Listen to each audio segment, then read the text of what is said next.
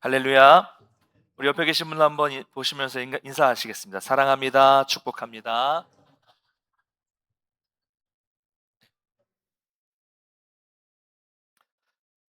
이 아나니아와 삽비라 이야기로 시작하는 사도행전 5장은 초대교회의 큰 위기처럼 보였어요. 성령의 역사가 한참 교회 가운데 일어났던 그 중간에 이 성령을 속인 사건이 일어났고, 그로 인해서 아나니아 삽비라가 심판을 당한 일이 있었습니다. 이거는 초대교회에서도 처음 보는 충격적인 사건이었죠. 그래서 이게 참 위기다 싶은 생각을 했는데, 그 일 이후로 성령의 역사는 더욱 크게 나타났어요. 그래서 우리는 거짓을 통해서 교회 내부를 분열시키려는 이 사탄의 계략이 실패로 끝났다는 것을 우리는 지난 시간에 살펴보았습니다. 그런데 사탄의 공격은 거기에서 끝나지 않습니다. 여러분, 사탄의 공격은 집요하고 끝이 없어요.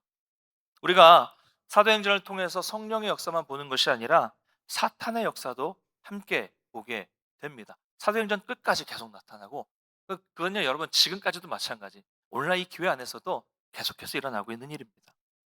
그래서 우리는 성령의 역사로 세워진 교회 안에는 부흥만 있는 것이 아니라 여러 반대와 여러 핍박을 만날 수 있다는 것을 보게 됩니다. 오늘 본문에서도 보면 시기심이 가득한 대제사장들과 그들과 함께 있는 사두개인들이 등장을 해요. 여러분, 이 사람들은 종교 지도자들이죠. 그 종교 지도자들이면서 정치적 권력을 가지고 있는 사람들입니다. 종교 전문가예요. 이들의 역할은 뭐예요? 성전에 사람들을 많이 모으는 역할을 하고, 그들을 가르침으로써 지도자로서 존경을 받고, 또 그와 함께 정치적인 이익과 물질적인 이익도 얻는 사람들입니다. 이 기득권을 가진 사람들이에요. 그런데 갑자기 어디선가 나타난 사도들이 관심을 끌고 있는 거예요. 자기들이 존경받고 자기들이 관심을 받아야 되는데 사도들이 관심을 받게 되는 것입니다. 그래서 거기에서 시기가 일어나게 되는 거예요. 여러분, 이거는 뭐 사회도 그렇고 교회도 똑같습니다. 교회에서 시기가 일어나는 것도 똑같아요.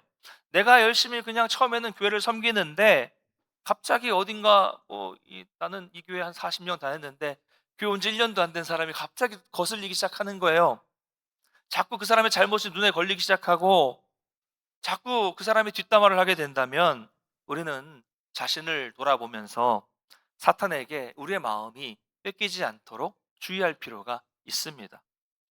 그래서 오늘 본문을 보면 지난번과 마찬가지로 이 우리말 성경에는 번역되지 않은 헬라어 단어가 하나 있습니다. 대라는 단어인데, 이 단어는 여러 가지 뜻, 그러나 뭐 그런데 뭐 한편 이렇게 번역될 수 있는데, 오늘 본문에서는 그런데라고 번역하는 것이 좋습니다. 그러니까 이런 내용이에요. 앞내용과 연결되는 것이죠. 사탄의 공격에도 멈추지 않는 성령의 역사가 계속해서 일어났다. 그런데 대제사장과 그들과 함께 있는 사람들은 시기가 가득했다. 이렇게 앞의 내용과 대조되는 내용을 연결하고 있는 것입니다. 여러분, 많은 사람이 성령의 역사를 경험했고 성령의 역사가 일어나는 것을 기뻐했는데, 그때 유독 종교 지도자들만큼은 기뻐하지 못했어요. 시기가 가득했다라는 것입니다. 하나님의 역사가 강하면 강할수록 그것을 무너뜨리려는 사탄의 시기와 사탄의 공격도 거세진다는 것을 발견할 수 있습니다. 결국 종교 지도자들은 시기심에 가득해서 이 사도들을 옥에 가둬요. 여러분, 성경에 뭐 옥에 가뒀다 이렇게 간단하게 나오니까 별거 아닌 것 같지만, 여러분, 이런 이야기를 들으면 어떤 느낌이 드세요? 교도소에 갇혔다. 예. 이런 일이 나에게 일어난다면 어떨까요? 상상해 본 적 없으시죠? 예. 상상하기도 싫어요. 여러분, 법을 어기고 나쁜 일을 했을 때 가는 곳이 감옥입니다. 교도소예요. 자유가 제한된 곳에서 사는 것은 정말로 힘든 일일 것입니다. 뭐 나도 힘들지만 또 사람들이 나를 향해서 얼마나 손가락질을 할까? 나를 향해서 불명예스러운 말을 하는 것도 견디기 힘든 일일 것이에요. 죄를 짓고 들어가도 견디기 힘들어요. 그렇죠? 그런데 사도들은 법을 어기거나 무슨 나쁜 행동을 하는 것도 없는데 감옥에 갇혔습니다. 그저 복음을 사실대로 전했을 뿐인데, 하나님이 하라는 대로 그 일을 했을 뿐인데 갇혔어요. 얼마나 억울할까요? 여러분, 이처럼 복음은 복음을 전하는 일은 억울한 일을 당하는 것입니다. 복음을 전하다가 우리는 억울한 일을 당할 때가 있다는 거예요. 이때 또 기적이 일어납니다. 누구도 생각하지 못했던 때에 누구도 상상하지 못했던 일이 일어났어요. 주의 사자, 즉 이건 천사입니다. 주의 사자 천사가 옥문을 열고 사도들을 끌어냈어요. 성경은 끌어냈다고 표현하고 있어요. 끌어냈어요. 여러분, 갇혀 있는 사람들이 가장 기대하는 것은 무엇일까요? 누군가가 자신을 구출해 주는 거예요. 영화를 보면 어떻게 합니까? 주인공을 구출하기 위해서 특수훈련을 받은 사람이 작전을 짜서 특별하게 구출해 주잖아요. 지금 그런 일이 벌어진 거예요. 그것도 천사가 와서, 사람이 아니라 천사가 와서 옥문을 그냥 쉽게 열어줍니다. 어떻게 열었는지 몰라요. 그냥 헐거워져서 열었는지, 그냥 닫혀있는 문을 그냥 열었는지는 몰라요. 근데 이런 이야기는 보통 그냥 탈출하는 것으로 끝이 나지만, 오늘 말씀을 보면 천사가 옥문을 열어줘서 사도들을 끌어낸 이유가 탈출을 위한 목적이 아니라는 것을 알 수 있습니다. 우리 20절 한번 같이 읽어보겠습니다. 20절 시작. 가서 성전에 서서 말하라 하매. 그렇습니다. 여러분, 감옥에서 사도들을 건져내신 것보다 더 중요한 일이 무엇입니까? 이 생명의 말씀을 가서 다 말하라, 전하라. 이 명령이에요. 자, 다시 말하자면 옥문을 열고 사도들을 구출한 이유는 너희들 탈출해서 숨어서 살아라, 탈출해서 안전한 곳으로 가라, 이게 아니라 말씀을 전하라는 것이었어요. 다시 말하자면 말씀이 아니라면 그들 빼내지지 않으셨을 것이라는 말입니다.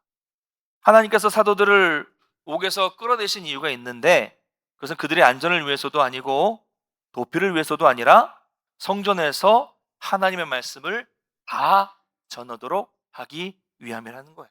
결국 이 사명 때문에 하나님께서 그들을 빼내 주신 것입니다. 여러분, 이런 겁니다. 사명이 있으면 하나님은 여러분을 그 사명이 다할 때까지 지키시고 보호하시고 붙들어 주신다는 것을 믿으시기를 바랍니다.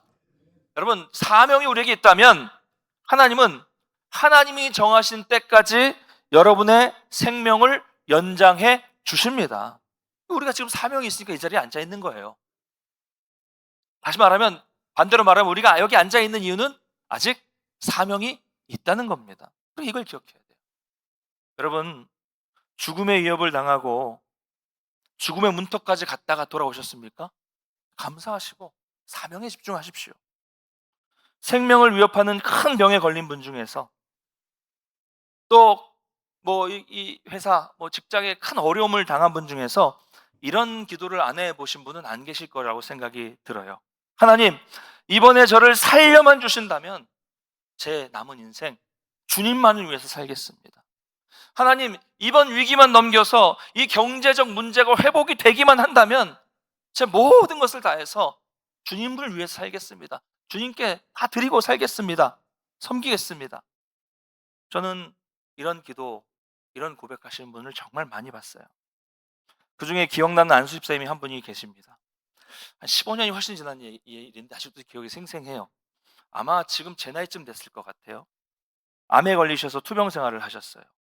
병원에 입원해 계셨는데 여러 번 정말 많이 신방을 갔습니다. 어느 날 이제 신방을 갔는데 병실이 또 예배실 옆에 있어서 예배실에서 같이 예배드리고 기도하고 이제 나오려고 하는데, 그날따라 집사님이 눈물을 막 흘리시면서 이런 말씀하셨어요. 목사님, 정말 매일매일 저는 이렇게 기도합니다. 하나님이 이 병에서 저를 고쳐주시기만 한다면, 구체적인 계획도 다 세우셨더라고요. 자기가 할 수 있는 일. 그래서 정말 평생을 내가 헌신하겠다라고 이렇게 매일 기도하고 있습니다. 그 고백을 잊을 수가 없어요. 평소에도 정말 신앙의 본이 되는 분이셨거든요. 그분의 그 고백은 정말 간절한 고백이었죠. 거짓말 아니잖아요. 간절한 고백이었고 간절한 그분의 기도였어요. 근데 그 다음에 신방에 갔을 때 제가 임종 예배를 드렸고, 몇 분 후에 그 집사님은 50대 초반의 나이로 하나님의 부르심을 받았습니다. 너무나도 안타까운 일이죠. 저도 그때는 참 이해가 안 되는 거예요. 이렇게 간절하게 기도하는 분, 신실하신 분을 왜 하나님께서 이렇게 빨리 데려가실까? 우리는 하나님의 뜻을 이해할 수가 없습니다. 그러나 거기까지가 그 집사님의 사명이었고, 그 집사님은 많은 분들의 귀감이 되셨어요. 이처럼 하나님은 우리가 생각하는 때가 아니라 전혀 우리 생각하는 때와 다르게 하나님의 때가 되어서 불러가시는 그런 일들이 우리는 너무 많아요. 주변에 너무 많습니다. 안타까워요. 자, 그런데 그런가 하면 그 집사님처럼 그 큰 어려움을 겪으신 분 중에 하나님께서 고쳐주시고 하나님께서 다시 살려주시고 문제를 회복하게 하신 분들도 또 많이 계십니다. 여러분, 그런 분들은 아직 사명이 있기 때문에, 이 땅에 사명이 남았기 때문에 하나님께서 고쳐주시고 살려주시고 회복시켜 주신 것입니다. 그러니 그런 분들은 주님이 주신 사명을 결코 가벼이 여기지 마시기를 바랍니다. 그리고 그때의 그 간절했던 순간에, 그 순간에 간절했던 기도를 기억해 내시기를 바랍니다. 그럼 사람은요, 저도 마찬가지지만 건강해지면 다 잊어요. 다 잊어요. 돈을 많이 벌면 다 잊어버립니다. 상황이, 환경이 편해지면 다 잊어버려요. 그런데 하나님은 다 기억하십니다. 그 기도 하나 다 기억하세요. 우리에게는요, 지금 생명이 붙어 있는 우리에게는 하나님이 주신 사명이 있습니다. 우리가 살아가는 동안 하나님께 받은 이 사명을 끝까지 감당하시기를 간절히 축원합니다. 사랑하는 성도 여러분, 예수님도 기적을 베푸시는 데에는 다 목적이 있다고 말씀을 드렸어요. 그렇죠? 아무 때나 물로 포도주를 만들지 않으셨고, 아무 때나 무덤마다 다니면서 막 이 죽은 자들을 일으키지 않으셨고, 아무 때나 뭐 오병이어 같은 기적들을 일으키지 않으셨어요. 그럼 언제 기적을 베푸셨습니까? 믿음이 필요한 곳에서 믿음 때문에 기적을 베푸셨어요. 그러므로 기적은 믿음과 관련이 있습니다. 그러면 옥문을 열어주신 이 놀라운 일, 이 기적은 무엇 때문일까요? 역시 믿음 때문이에요. 복음을 전하라는 사명, 이 복음을 전해서 많은 사람들이 믿게 하기 위한 목적 때문에, 사명 때문에 이 기적을 베푸신 것입니다. 하나님이 여러분 기적을 베푸실 때는 항상 목적이 있어요. 복음, 믿음, 사명. 사랑하는 성도 여러분, 저와 여러분의 평생의 소원은 무엇입니까? 여러분 무슨 소망을 가지고 계세요? 그토록 소망하는 천국에서 우리 주님과 함께 영원히 동행하는 것이 제일 좋죠? 아직 아니죠. 저는 정말로 그래요. 뭐 아직 살아있으니까 그렇게 할 수 없지만 정말로 그러고 싶어요. 여러분 아직도 대부분 이 땅이 아직 좋으신 걸로 알겠습니다. 여러분 성도는요, 천국에서 주님과 동행하면서 주님의 얼굴을 대면하여 보는 것이 제일 행복합니다. 할렐루야. 네. 제가 또 예언 하나 하겠습니다. 여기 계신 모든 분들은 곧 우리 주님의 얼굴을 대면하여 보게 되실 것입니다. 그렇죠? 네. 근데 아직은 아니에요. 아직은 아니에요. 곧 가겠지만 아직은 아니에요. 아직은 이 땅에 남아서 우리가 해야 될 일이 있어요. 그게 뭐예요? 선교예요. 전도예요. 네. 화요일 11시에 전도대. 그죠? 나오십시오. 누구나 오실 수 있습니다. 네. 오실 수 있어요. 같이 오셔서 개강 예배에 한번 같이 개강 예배 드리시고 전도대에 참여하셨으면 좋겠어요. 복음을 전하는 것. 우리가 이것 때문에 지금 남아 있는 겁니다. 이 사명 때문에 우리의 생명이 지금 있는 것이고 우리가 이 땅에 존재하는 거예요. 그래서 천사는 옥문을 열고 도망가라고 하지 않아요. 다시 성전으로 가서 복음을 다 전하라. 다 전하라고 하셨어요. 온전히 전하는 거예요. 어젯밤에 감옥에 갇혔던 사도들은 아침에는 다시 복음을 전하는 놀라운 일이 벌어지게 된 것입니다. 여러분, 이처럼 사람은 가둘 수 있어요. 옥문을 굳게 닫을 수 있지만 복음은 받을 수 없다는 것을 우리는 알 수 있습니다. 자, 그래서 이 사도들을 잡아가던 종교 지도자들은 이번에는 성경을 보니까 공회와 함께, 공회만 모은 게 아니라 이번에는 이 원로들까지도 다 같이 모았어요. 그리고 사람을 보내서 옥에 사도들 가둬놨다고 알고 있으니까 그 갇혀있는 사도들 다시 데리고 오라고 합니다. 또 이제 신문하려고 했던 것이죠. 근데 가보니까 옥문은 잠겨 있고 지키는 사람도 그대로 있는데 마치 순간 이동한 것처럼 사도들이 싹 사라진 거예요. 그래서 그 사라진 사도들이 성전에서 백성들에게 복음을 전하는 황당한 일이 벌어진 거예요. 분명히 가둬놨는데 지금 성전에서 또 복음을 전하고 있는 거예요. 그래서 다시 가서 사도들을 잡아서 이제 공회 앞에 세웁니다. 자, 이제 공회 앞에서 대제사장이 질문을 하죠. 우리 28절, 29절 질문과 대답 한번 같이 읽겠습니다. 시작. 이르되 우리가 너희가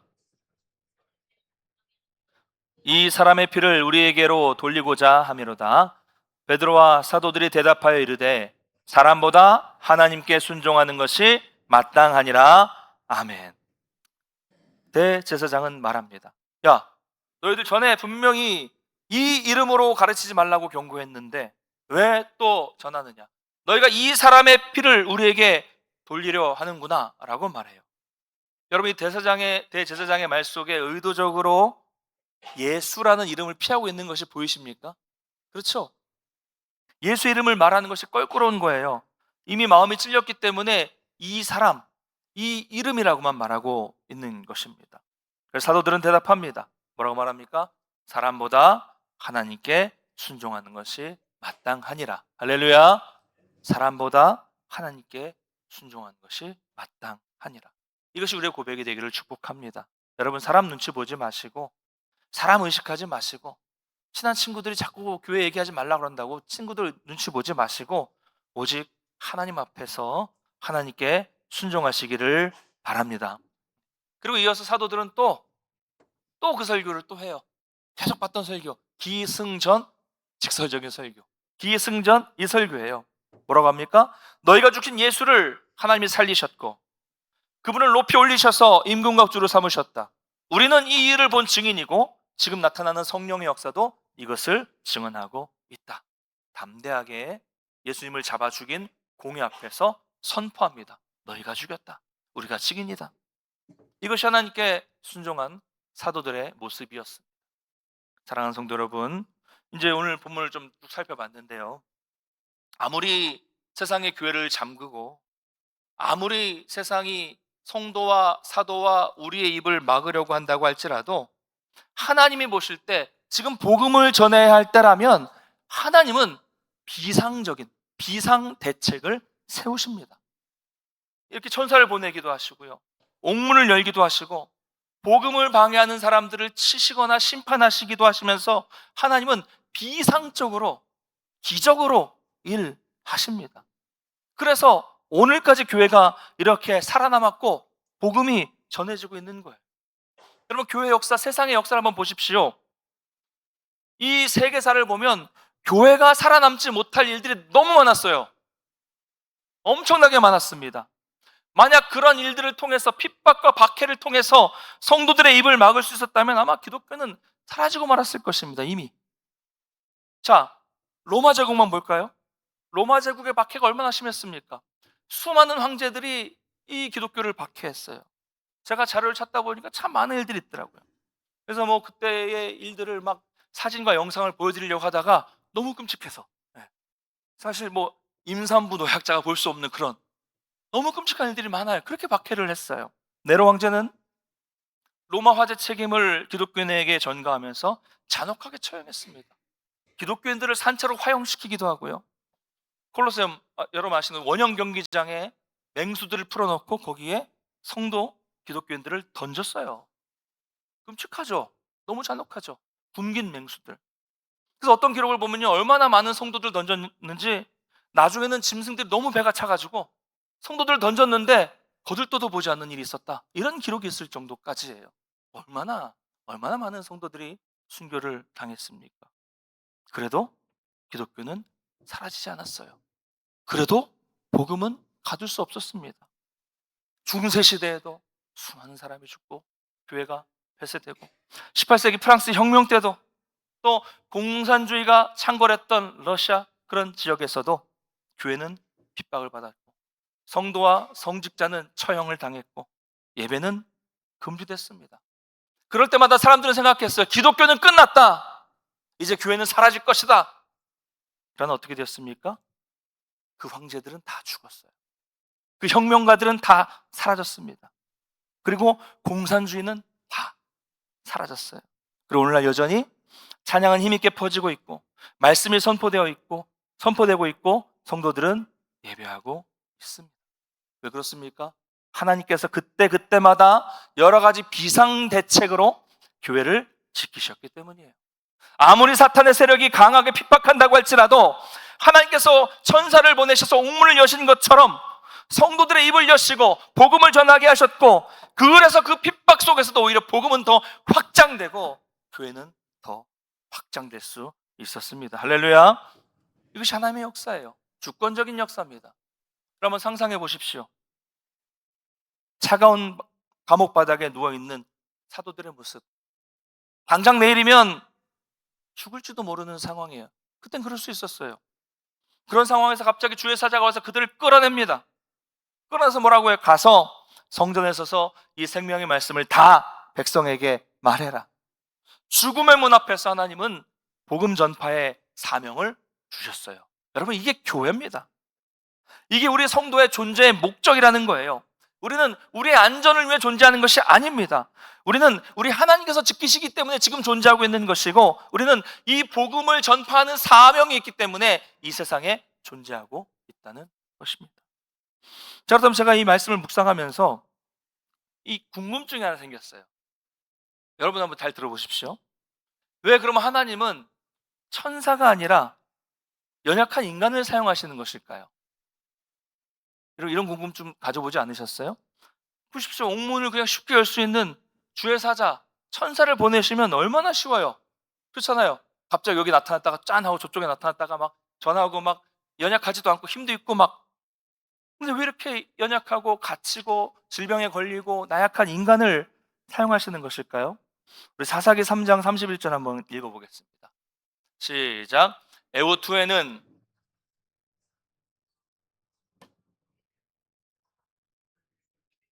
그도 이스라엘을 구원하였더라. 아멘. 갑자기 뜬금없이 이제 삼갈의 이야기가 나오는데, 성경에 딱 한 절이 나와 있어요. 엄청난 일을 이룬 사사가 바로 삼갈이라는 사사입니다. 한 절밖에 안 나왔는데 이름 생소하시죠? 혹시 우리 성도님 중에 오늘 처음 들어보신 분이 계실지도 모르겠는데, 삼손은 알아도 삼갈은 처음일 거예요. 그의 무기는 뭐였습니까? 소모는 막대기. 막대기로 누구를 죽였다고요? 블레셋 사람 몇 명이요? 방금 읽었잖아요. 방금 600명을 죽이는 엄청난 업적을 남겼어요. 그럼 사람들은 누구를 칭찬합니까? 우와, 저 소모는 막대기 참 대단하다 이럴까요? 그 막대기를 가지고 큰 승리를 이룬 삼갈을 칭찬합니까? 막대기가 능력의 막대기일까요? 삼갈이 대단한 사람입니까? 아니죠. 그 일을 이루신 하나님이 영광 받으시는 거예요. 아무리 연약한 사람이라고 할지라도, 아무리 그 사람이 보잘것없는, 또 그 무기가 보잘것없는 것이라고 할지라도 하나님이 함께 하시는 인생이 된다면 막대기 하나라도 놀라운 일을 이룰 수 있다는 것을 믿으시기를 바랍니다. 여러분, 이처럼 이 보잘것없는 내가, 이 연약한 내가 하나님의 손에 쥐어져서 하나님께 붙들려서 이 사명을 감당한다면 누가 영광을 받겠습니까? 나예요? 아닙니다. 하나님이죠. 사랑하는 성도 여러분, 내가 약하다고 절대로 낙심하지 마십시오. 내가 이제 나이도 있고 건강도 예전만 못하다고 절대로 포기하지 마십시오. 내가 지금 질병에도 걸려있고 내가 가진 것도 없고 특별한 재능도 없다고 해서 좌절하지 마십시오. 소모는 막대기 하나로 600명을 물리친 것처럼 여러분이 연약해도 하나님의 손에 쥐어지기만 한다면 나와 같은 연약한 막대기도 하나님께 놀랍게 쓰임받는다는 사실을 믿으시기를 바랍니다. 하나님은 이 연약한 나를 통해서 영광 받으실 것입니다. 이 연약하고 부족한 내 입술로 전하는 복음을 통해서 이 땅에 사탄의 세력을 물리치게 하는 놀라운 역사를 이루시게 한다는 것을 믿으시길 바랍니다. 이게 우리의 삶. 말씀 맺겠습니다. 사람은 가질 수 있어요. 그러나 복음은 가질 수 없습니다. 권력은 몸을 묶을 수 있지만 하나님의 말씀을 묶을 수는 없어요. 그 수많은 핍박의 역사가 있었지만 복음은 전혀 멈추지 않았어요. 지금도 하나님을 예배하고 있는 우리가 그 증거입니다. 사랑하는 성도 여러분, 여러분의 인생을 누가 붙들고 계십니까? 세상이 아닙니다. 권력이 아닙니다. 권력자가 아닙니다. 하나님이 붙들고 계십니다. 그러므로 두려워하지 마십시오. 여러분, 입을 닫지 마시고 사람 눈치 보지 마시고요, 사람보다 하나님께 순종하는 것이 마땅합니다. 내가 비록 연약할지라도, 내 손에 쥔 것이 비록 보잘것없는 막대기 하나일지라도 하나님이 함께 하신다면 충분합니다. 전능하신 하나님의 손에 쥐어지기만 한다면 우리가 연약한 존재도 위대한 도구가 될 수 있어요. 여러분, 여러분의 생명이 다하는 그날까지 이 생명의 말씀을 전하는 영광스러운 증인으로 살아가셔서 여러분의 이 증인의 삶을 통해서 놀라운 하나님의 역사가 나타나기를 간절히 축원합니다. 우리 다